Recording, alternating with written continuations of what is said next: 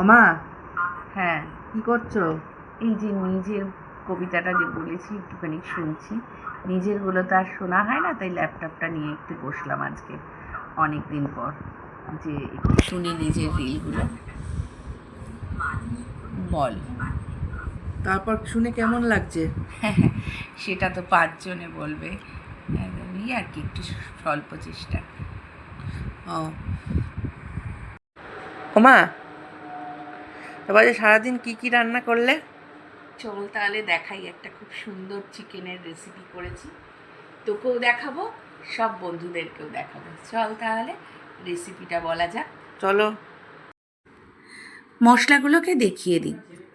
গোটা দারচিনি এবং গোটা গরম মশলা, মৌরি, দুটো শুকনো লঙ্কা, গোলমরিচ, দুটো তেজপাতা এবং জয়িত্রী আমি একসাথে ড্রাই রোস্ট করে নিয়েছি। আমার পরিমাণ 1 কেজি, চিকেনের পরিমাণ ছিল 1 কেজি। ড্রাই রোস্ট করার পর ঠান্ডা যেই হয়ে গেছে, তখন আমি মশলাগুলোকে কিন্তু একটা জায়গায় ঢেলে রেখেছি। কড়াইয়ের মধ্যে তেল এবং 2 চামচ ঘি দিয়েছি। আর এখানে 6টা মিডিয়াম সাইজের পেঁয়াজ ঝিরি করে কাটা ছিল, আমি কেটে নিয়েছি, সেটাকেই কিন্তু দিয়ে একটুখানি নুন দিয়ে আমি ব্রাউনিশ মতন ফ্রাই করে নিয়েছি। কিন্তু মনে রাখো, পেঁয়াজগুলোকে লাল করে ভেজো না। মশলাগুলো ঠান্ডা হতে মিক্সিতে আমি গুঁড়ো করে নিয়েছি। দেখো, আমি তোমাদেরকে পেঁয়াজের কালারটাও তুলে দেখাচ্ছি।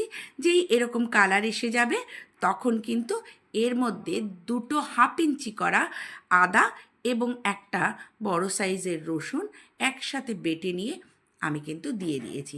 প্রায় বড় চামচে 2 চামচ আদা রসুন বাটা।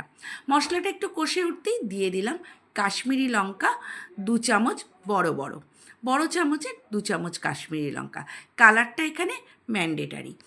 এরপর মশলাটা থেকে তেল ছাড়তেই আমি দিয়ে দিলাম চিকেনটা। ভালো করে ধুয়ে বেছে নিয়েছি, চিকেনটা জল ঝরিয়ে নিতে হবে এবং চিকেনটা দিয়ে মশলার সাথে সুন্দর করে মাখিয়ে নিতে হবে। এবার যেই তেল ছেড়ে ছেড়ে আসবে, তখন কিন্তু এরপর বাকি আমি যে রোস্ট করে রাখা মশলাটাকে গুঁড়ো করে নিয়েছিলাম, সেই গুঁড়ো মশলাটা এর ওপরে দিয়ে দেব। মাথায় রেখো, পুরো রান্নাটা একটু গ্যাসের ফ্লেমটা কমিয়ে নিও, না হলে কিন্তু তলায় মশলাটা একটু ধরে আসতে পারে। এরপরে জল ঝরানো টক দই বেশ বড় চামচের 3 চামচ ভর্তি ভর্তি আমি পরিমাপ মতন নিয়ে নিয়েছিলাম।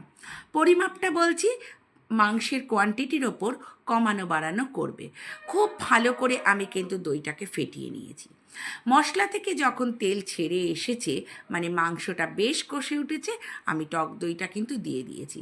আর বন্ধুরা, টক দইটা দিয়ে ভয় পাবে না, একদম জল ব্যবহার করবে না, একটু ফেটে ফেটে আসবে টক দইটা, কিন্তু তার জন্য কোনো ভয় নেই। তারপরে তেল ছেড়ে আসতে গরম জল দিলাম। যেই মাংসটা নরম হয়ে এসছে, তখন আমি কাসুরি মেথি দিয়ে নামিয়ে